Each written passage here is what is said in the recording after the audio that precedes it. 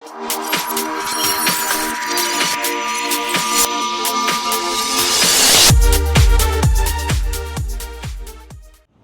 all those stories that I mentioned that have been inspiring to me and moving to me, one of those that I think is the most powerful is our speaker tonight, Ternae Jordan Jr., and I'm excited to tell you about him. But I want to tell you first about his family, because the Jordans are a pretty amazing family. If you haven't heard of them or know of them, I'm not sure where you've been, but they're well known. But they are a pretty amazing family of entrepreneurs, and had the chance to work with Ternae Jr., his sister DeJuan, and his brother JaMichael, all on their startups. And their father, Ternae Sr., is the pastor of Mount Canaan Baptist Church on Highway 58.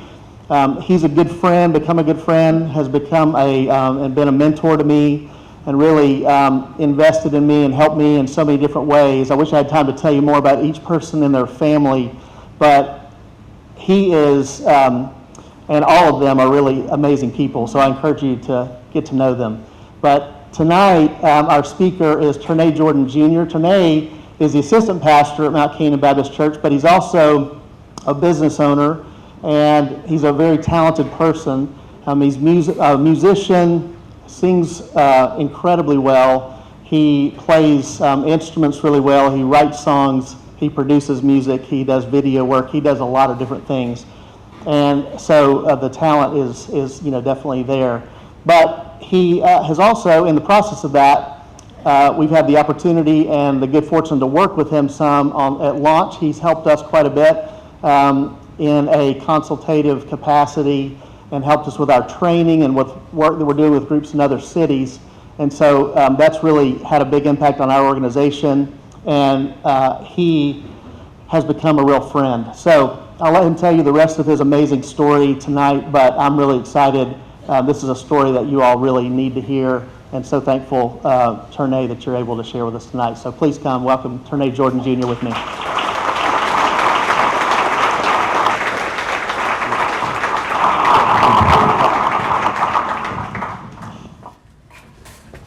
Hello. How are you all doing this evening? Awesome. Listen, what an honor and a privilege it is to stand before you all today. I am excited to be able to be here. You know, when I received the phone call that said to me, Ternae, will you be willing to be our keynote speaker? I said, well, how? Let me think about it. I need to go check and see if I have availability. Do you mind holding? He said, sure. So I waited. I said, Hal, you know what? I think I can squeeze you in. You can't let everybody know your cards, right? But when he asked me to do that and be a part of this event tonight, I can tell you I have various emotions of gratitude that overwhelmed me. Because when I think about an organization like Launch and what Launch has done for me in my life and the businesses that I have, words cannot explain the gratitude that I am feeling. So I would like to say to LAUNCH of Chattanooga, thank you so much for asking me to stand here tonight amongst all of your friends. And I tell you that tonight I am excited to be here because I'm looking at people that are awesome. And to be able to talk with you today is a blessing to me. Listen, I'm not here to just talk, but I am here to inspire you. I want to inspire you to understand the true value of your life. I also want you to understand the true power of your dreams. And I want you to dig deep down inside of you, and I want you to find that God-given gift called perseverance. Because as you continue living life, if you have not yet used perseverance, continue living. I guarantee you, you're going to have to use it sooner or later. And the reason being is because every last one of us are destined for greatness. Do you believe that? If you believe that, say I am. Say I am. Destined for greatness. Destined for greatness. There is an author and a poet by the name of Jean de La Fontaine. And Jean de La Fontaine said, and I quote, He said, a person often finds his destiny on the road he travels to avoid it. A person often finds his destiny on the road he travels to avoid it. What do you do when greatness finds you and you did everything in your power to avoid it? What do you do when greatness is grabbing you in your coattail and you're trying to run away from it? Well, that's what happened to me. You see, I saw my destiny at the end of the road that I was traveling. But because my destiny didn't look like the dreams that I had set for me, I tried to run from it. And I changed my path. And I started right there at my new path. You know, today I want you to look at LAUNCH not just as an organization. Don't look at LAUNCH as an organization. But I want you to look at LAUNCH of Chattanooga as a platform where it's a platform for launching careers and launching dreams.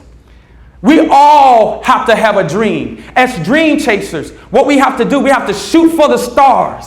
Shoot high for the stars. And even if you miss your target, guess what? You're still amongst the stars. So I'm here to challenge you. I want you to take your best shot. When I say best, you say shot. Best shot. Best shot. When I say best, you say shot. Best shot. Best shot. But what do you do when your shot takes you? I want to share with you tonight how my purpose and my destiny, how I found my purpose, and how my purpose was launched by a bullet. And I want to give you 3 bullet point life principles that you must apply, learn, and understand and utilize in your life so you too, if not yet, find your purpose and fulfillment. Can I do that tonight? Can I take you on a journey of my life and how I found my purpose? If I can, say absolutely. Absolutely. Say absolutely. Absolutely. All right, here we go. Coming to the stage, ladies and gentlemen, boys and girls, you've been asking for him. You know him. You love him. Everybody, put your hands together for the one and only Ternae Jordan.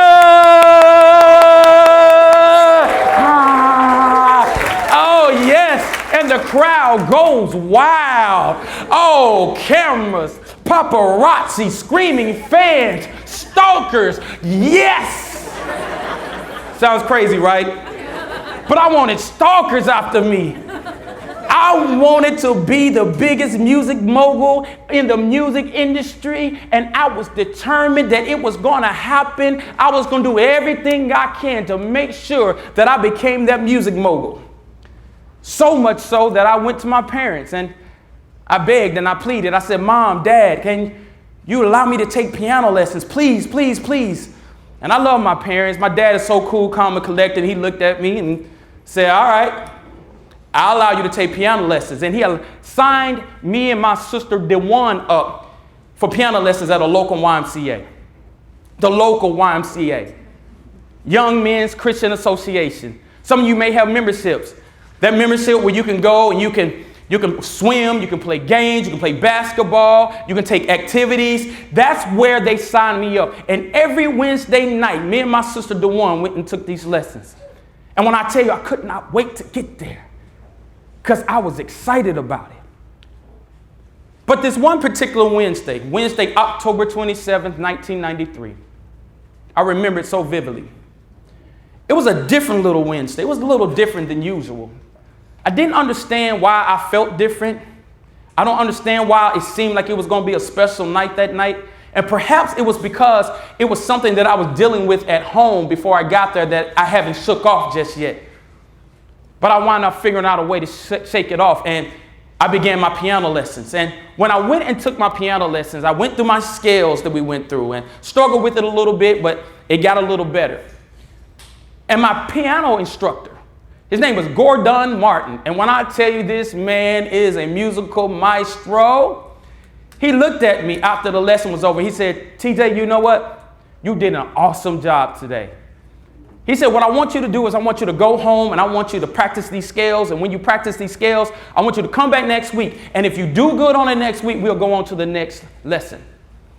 I said, well, thank you, Mr. Jordan. I appreciate it, Mr. Jordan. And I left and I went into the lobby of the YMCA with my chest poked out because I'm about to be that music maestro, just like Gordon Martin. So I went into the lobby, me and my little sister, Dewan, at the time. I was 15, she was 12. And we sat on this specific couch that my mother and father told us to sit on after we finished our lesson. So I sat there on the couch.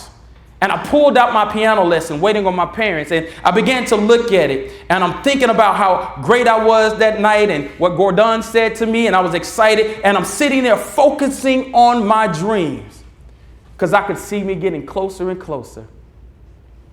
And as I'm focusing on my dreams, I began to hear kids throwing rocks and pebbles at the window from outside at the building. But I'm not paying any attention to it because, hey, I'm focusing on my dreams. That's what kids do. They did things like that. So it had nothing to do with me, but I'm focusing on my dreams. And then I'm seeing kids running throughout the lobby, and I'm hearing girls. Oh my God, they were so loud.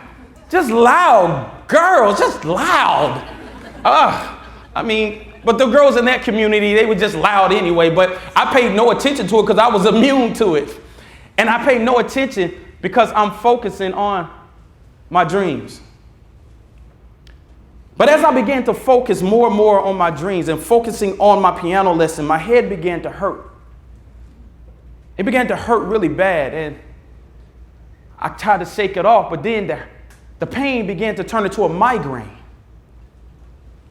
I never felt a pain like this in my life. My head began to feel like it was swelling up, as if somebody was pumping helium in my skull, and it began to swell.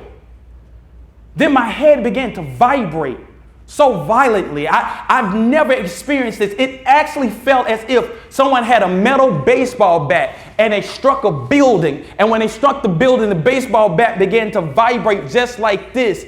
And it felt like my head was about to vibrate off of my neck.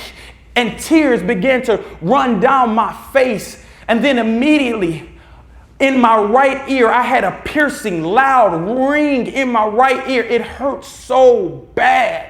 It felt as if someone had an ice pick and jammed it in my eardrums. Tears began to run down my face. My body got hot from the top of my head to the bottom of my feet.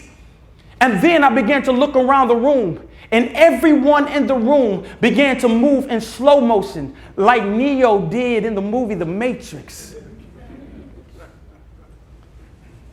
I'd never experienced this before. I didn't know what was going on, what was happening to me. I just felt like my body was about to explode, and I had no idea what was happening to me until a man was holding me and cradling me, and he screamed out in a vulturous voice.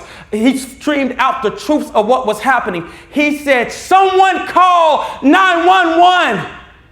This kid's been shot in the head." That moment, I couldn't believe it. I heard it. But he's cradling me as if I'm his own son. He's squeezing me tight, and I can actually see him and hear him crying.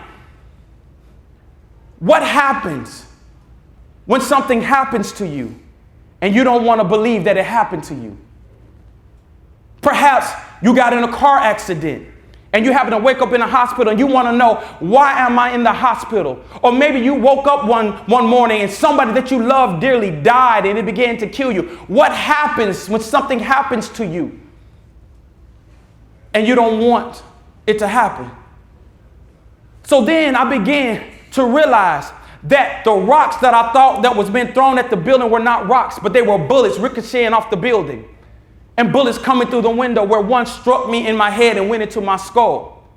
Then I also remembered that perhaps I thought it was a lot of girls, but it was my sister that was screaming so loud my name, and her voice was ricocheting off the building. And I know at that moment, I can only imagine that she was only remembering just an hour and a half ago, before we went into our piano lesson, she and I got in an argument. She and I said some things to one another that we did not mean. And right when I was walking out of the house, she said, "I hate you, and I hope you get shot in the head and die." Be careful what you say. Be careful what you speak into existence. Be careful what you speak over your life. That night I died, and my dreams died along with me. I mean, it was crazy. Every morning when we woke up in Fort Wayne, Indiana, in our community, every morning we woke up, we heard stories that what happened throughout the night. The other children my age died from gunshot wound and gang violence in our city. Before we went to bed at night, we heard that throughout the day, another young person lost their life through gun violence and gang violence. I've heard of people dying. I heard of people getting shot in the arm and in the leg and did not live to tell their story. My father, a pastor, I witnessed him, my family, we witnessed him bury over 105 young people due to gun violence. And there I am, with a bullet in my head. One thing I learned about life is that life is unpredictable. Oh, it's definitely unpredictable. You know, some days life is your best friend. Oh, it loves on you. And then the next moment, the next day, it can't stand you. It makes you smile one minute, make you cry and despondent the next minute. I just know that life is unpredictable. And perhaps somebody in here felt like your dreams have died as well. You had a dream to start a business, and as soon as you was getting close to it, something happened and snatched it away from you. I want you to know that that's when you have to use perseverance. What is perseverance? Perseverance is doing the hard thing after you get tired of doing the hard thing that you've already did. Perseverance is doing the hard thing after you get tired of doing the hard thing that you already did. You have to fight through it. You have to fight through it. And I tell you that I had to fight through that. Yes, I died, but I thank God that the paramedics had perseverance because they worked on me diligently until they resuscitated my life. I died, and they worked on me to make sure that this young boy did not die, that his dreams did not die. Because can you imagine the happiness that my family received and when they heard that I actually lived? Can you imagine that? But also imagine when they told my parents, Mr. and Mrs. Jordan, he's living. We brought him back. But I must warn you, he's probably going to be blind for the rest of his life. And if he lived, the only way he could live is brain dead for the rest of his life. What do you do when something happens to you and you don't want it to happen to you? But I thank God that I'm here. Obviously, you can see I can see. Obviously, it looked like I'm in my right mind. Right? But what I realize is that you can't always control what happens to you. You only can control how you deal with what happens to you. And how you deal with what happens to you determines how your outcome turns out.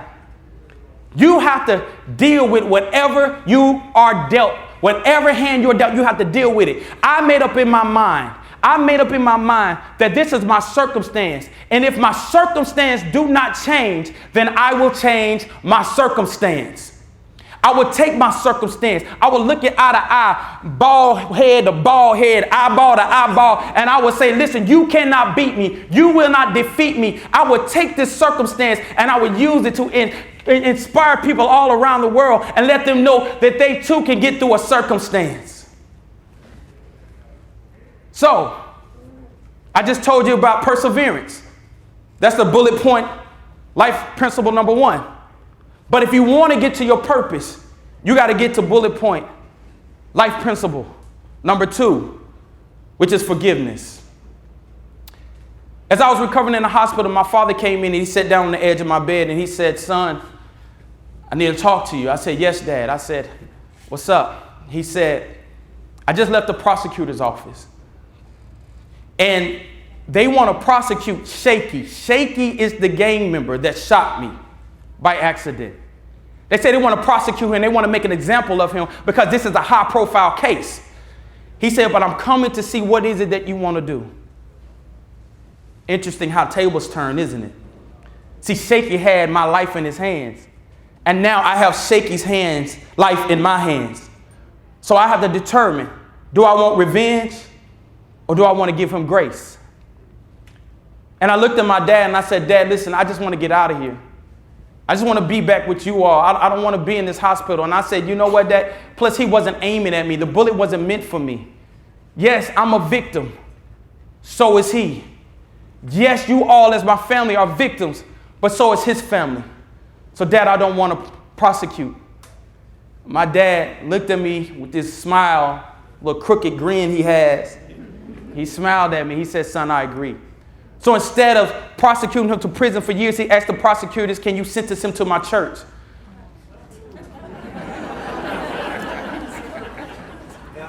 Seemed like he got the bullet to the head, huh? Can you sentence him to my church? And that's what they did. I can't say that it turned out the way we wanted it to, but that's what he did. But what I realized at that moment, that's when I began to feel good about myself. I began to feel good about my situation. You have to forgive. It kind of reminds me of a story of a boy that was sitting on a bench.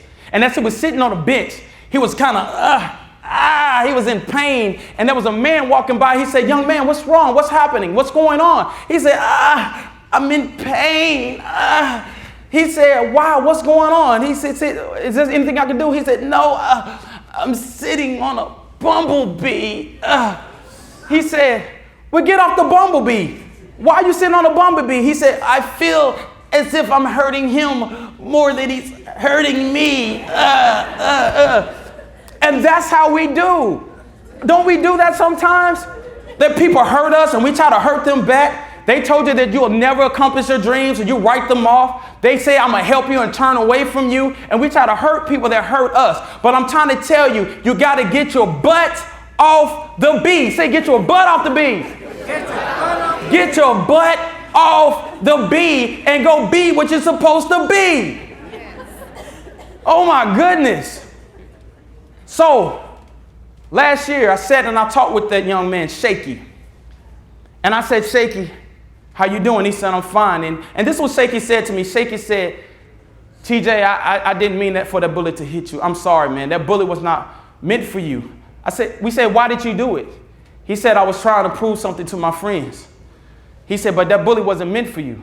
He said, I'm sorry, man. I'm sorry. I said, Shaky, don't apologize.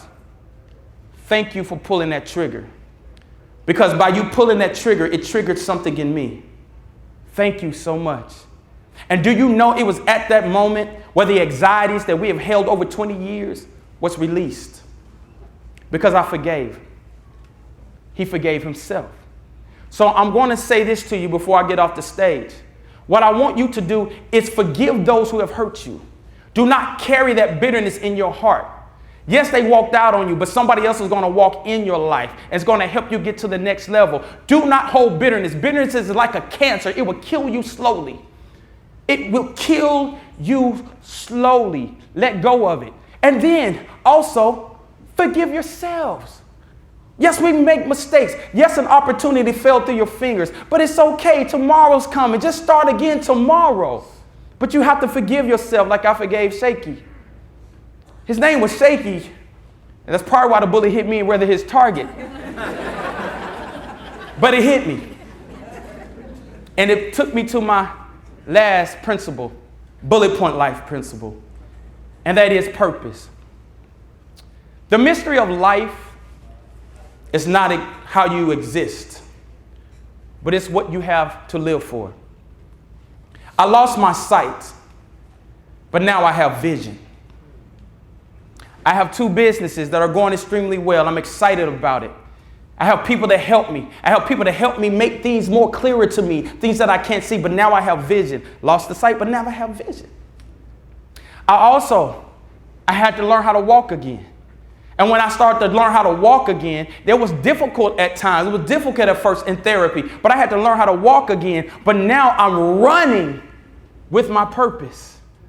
I have a wife and a daughter that I'm running for. I'm trying to run and create a legacy that my great-grandchildren's children can live and benefit from. They said I'll be brain dead, but I have one of the wildest imaginations you will ever know. Oh, my imagination. I'm not going to tell you everything I imagined, or you'll tell me to get off the stage, but I have a wild imagination. so good that I even wrote a book called Is It Just My Imagination? Utilizing your God-given imagination so you can accomplish your goals and your dreams. Yes. And they also said I was powerless, but now I'm powerful. Powerful than I ever been in my life. 2,000 people, 20,000 people actually, 20,000 people per year in the United States get shot in the head. 5% of those people live, but only 3% of people live a good quality of life. I'm part of that 3%, and I'm so thankful. So my question is to you. It took a bullet in my head and for me to die, get shot in the head to find my purpose. But what would it take for you? Thank you.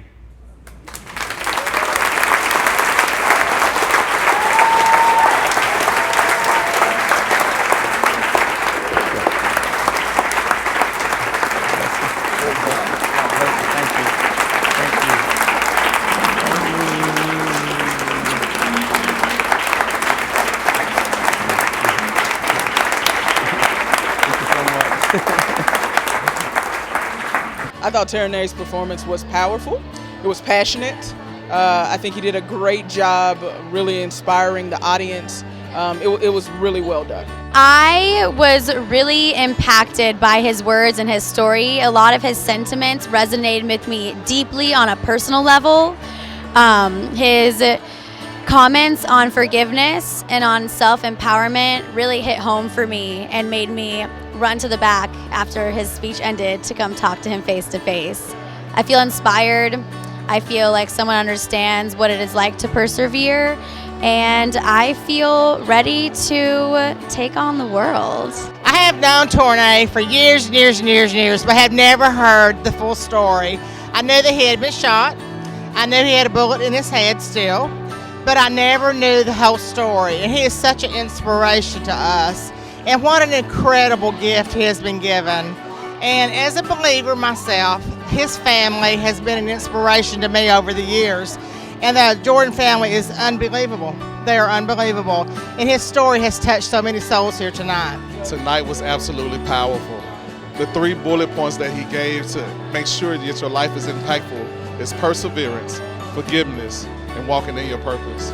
The keys to success are those 3 principles that Ternae phenomenally did an exceptional job in letting everyone know tonight how powerful it was.